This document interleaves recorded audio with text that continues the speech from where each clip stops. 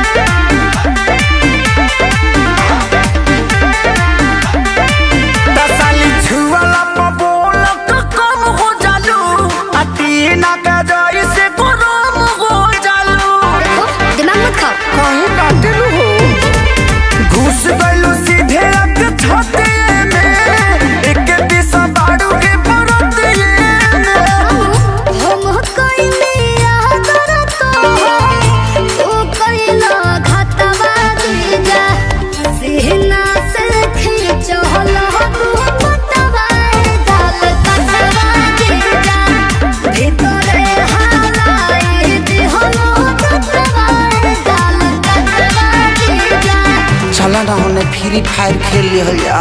अरे पागल हो क्या? दिमाग नहीं है?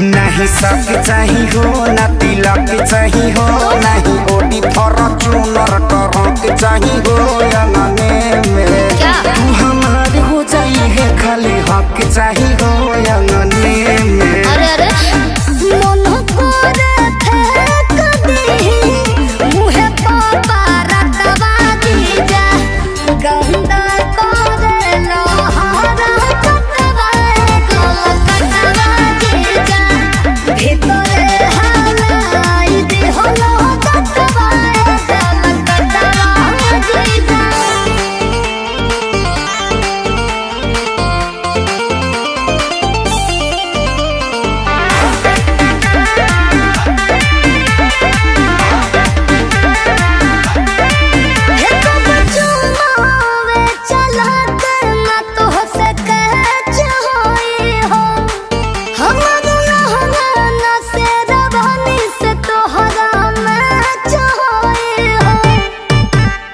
घर बन हो ना जहर बन हो हमार छोटा सा सपना के घर बन हो।